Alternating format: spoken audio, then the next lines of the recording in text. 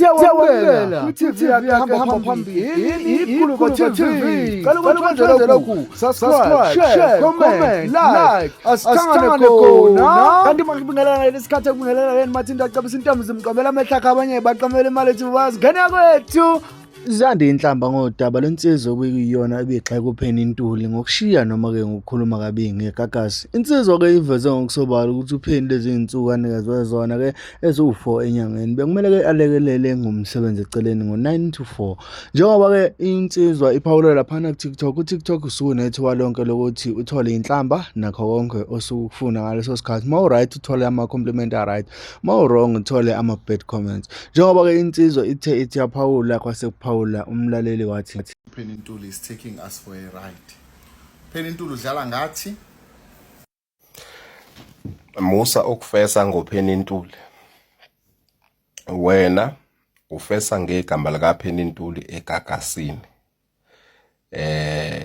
Ufuna licabanga ukuthi igagasi wena usuzi perfume ngegama lika Penny Ntuli. Sugxeka ukhozi FM yazi uqala ukukhuluma bekizitshe mhlambe uyiteam yasegagasini mawuthi uPenny Ntuli udlala ngathi ngithi uzoveza ukuthi mhlawumbe uPenny Ntuli nimenzeleni nani akanadanki cha kanti umuntu olambele ukusebenza egagasini manje sewuthole ithuba lokuthi udonse attention esingazi noma izogcina ivelile negagasini ukuthi nangu wena nomlomo manzi ufisa ukusebenza egagasini uzozogxeka umunye umsakazo ukhozi FM uthi la xoxo Linda Sibiya la xoxo ngizwe emchuno namhlanje ongizwe emchuno bahamba bememeza izwe lonke asikwazi ukuthi uhlangana phi nokumemeza kwangizwe emchuno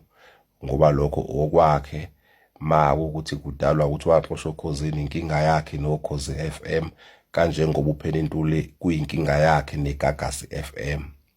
Penny Ntuli ukhuluma indaba yakhe negagasi obekubahlanganisile nosekubahlukanisile.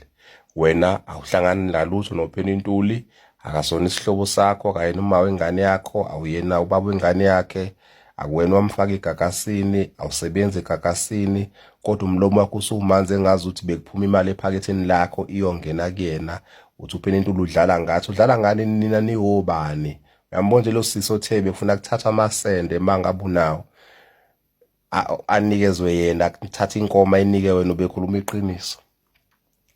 Musa wena ukufuna ukuba umama ngegama lika Penny Ntuli uthi uPenny Ntuli akafesa akenza iCV ehamba yofesa enza same thing wena kufuna wenze leyo into leyo.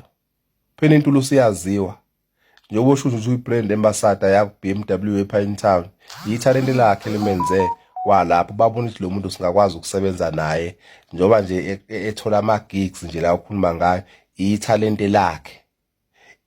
lakhe limenze abantu bathi kufuna ngene egagasini noma abumsakazi ithalent lakhe lenza ithi igagasi limthathi lasebenza naye for 2 years njengoba nje lisafisa uqhubeka lisebenze naye. Nawe veze lakho nje ithalente uwena ungafuni ukuma ngamagama abantu ukuze uzobonwa abantu abathile. Iba uwena nje uveze ithalente lakho. Musa nje uzodlala ngengane yabantu uzobe isiqhwaga phezukwayo ngoba nakho ubona ukuthi yi2000 nokuthi nje ufuna ke nje lokufuna uqala impi nabantu besifazane mina ngiyazi le nto nje ukuthi ivelaphi. Hayi kahle. uPenny Ntuli uyena owazi ukubo ukuthi ma kumele umndeni wakhe ube right ngokusupporta kwakhe kumele abe namalini ephaketheni. Malo ke kubona ukuthi akwanele musukwenze ngazi ukuthi wena le mali afuna ikhushula izophuma ephaketheni lakho. Kahle uzosithetha igagasi laseThekwini selilalelwa phesheya kuyilwandle kanjani. Hayi bukahleni mfowethu kahle nje.